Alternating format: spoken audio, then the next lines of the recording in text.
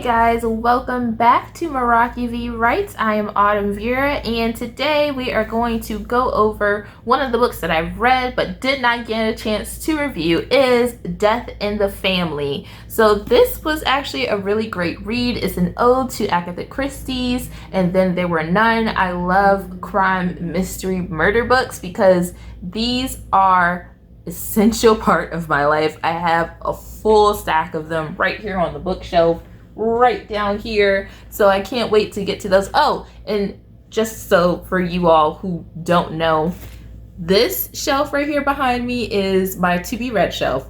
This shelf are the books that I have read, except for these, this, and then the ones up top. So as I go through my books, the ones that I have finished will go onto this shelf, and then new books will gradually go onto this shelf to be read. So it's a whole system. I'll have to do a different video for that. But let's get into the Death in the Family. So I was really intrigued by this book first because I heard, I actually saw a post done by Crime by the Book. I follow her, and so she actually raved about this book, and I said, I really got to get my hands on it. It's an ode to Agatha Christie. I know there's going to be a great murder mystery. It's going to be wonderful. I need it. So I got the book.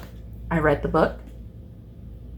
Had a few issues with the book after I finished it. Not gonna lie, it was a really great and interesting read. However, one of the things the author does that I don't like, and it's the first thing that we learn in writing, is to show and not tell. But all of this was telling. So you have about 7 to 8 different suspects, 2 detectives who are on the case. They get called in to a suspected murder and or kidnapping on an isolated island where an elite family has gone to vacation. However, it's in the middle of a storm. There is no help to be found. The 2 detectives who are there, unfortunately, will not receive backup, so they are on their own with solving the mystery. So you have a huge estate with a suspected killer and a body that is missing. Where did it go? No one knows. And this is the most intriguing part of the story, I would say, is the fact that they had this huge house. They had this huge house, this huge estate on an island.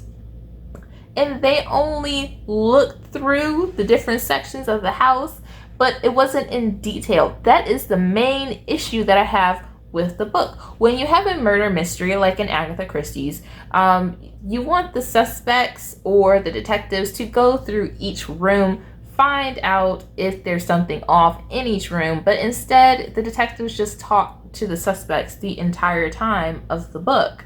And I just don't think that's really helpful in the creative writing process, because the plot, although you're getting all of this information, it's too much information. I would rather be shown what's happening rather than told what had happened. Detective Shay, she was initially kidnapped by a different suspect, but now she is back on duty. She's trying to get over the trauma, and she's not fully there when it comes to trying to figure out what is going on with these people. They are all from an elite family, the Sinclairs, and now it's just a huge mess because her mind is going from, oh, I can't be trapped up here, there's a killer here, to I need to solve this as quickly as possible so I can leave. So now there's 2 different things going on inside her head, all while she's trying to solve this murder with her partner, who thinks, oh, it's just a simple kidnapping. Oh, he left in the middle of the storm. This horrible storm that's just going on. It wrecked the ship, but it's okay, he just left. What? How does that even factor in? No, he couldn't have just, where did he go? So you don't know where the body is. I would have liked her, or at least the author, to have broken down how the detectives searched each room, what clue there might have been in each room, and then to see exactly who in the family might be a little bit off, a little bit suspect of what happened to this guy. Because he just didn't get up and walk away. There's blood covering the entire half of his bed, and there's no body. So where did he go? So that's really the main issue that I have with the book. If, guys, seriously, if that had happened, if she had broken down how the detectives searched each room instead of just saying, oh yeah, they went into the entire house. All right, was there any other clues? If there were clues to be found, it would have been really intriguing. That's just my personal note on it. If you read the book, let me know what you thought about that aspect in the comments below. I do like the character of Detective Shay. She is very interesting. She has flaws. She's human. I could really connect with her character, her anxiety that she's feeling, and then I can also see her as being a really standout type of detective who holds her own towards the end of the book. She's really trying to piece everything together, and once she does, the ending was a little bit of a disappointment, I will say. Why? Because it was wrapped up too neatly in a bow. I don't like complex endings, but I don't like simplified endings. Like endings that just come and just like, oh yeah, here's the reason. I'm just gonna hand this out to you. No need to dive any deeper. It was just this right here. Super simple. Could have figured it out in like 2.5 seconds. No, I don't like everything wrapped up in a neat bow. Can you at least dive in and explain just a little bit as of why? Because some of these things aren't as neatly tied up as a mystery should be, especially with all the information that is given in this book. Okay, the characters talk forever and a day, and then all you have is a simplified ending where everything is wrapped up. No, why? What was the point of all this information then? So I did enjoy it and I didn't enjoy it. You have those books that you love to hate. This is one of those that I love it, but I don't love it. All right, so to say all that, my review of this book for 5 out of 5 stars, I would give it a 4. I would really give it a 4. It was entertaining. It did have a mystery, a thrill. It kept my attention from beginning to end.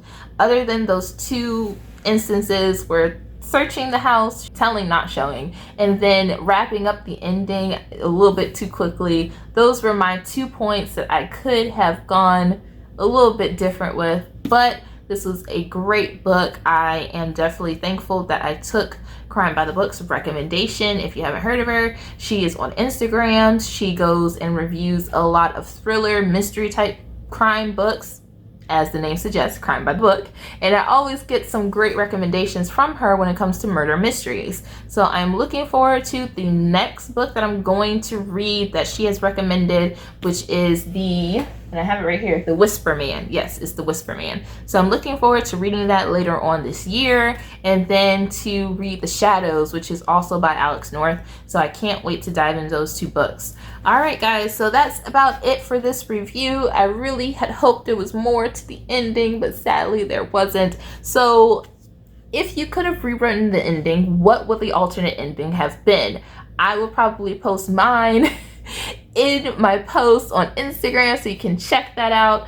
And then you can also see the written up review on my blog at Meraki V Writes. All right, guys, so that's it for this video. Thank you for joining me, and I'll check you guys later. Bye.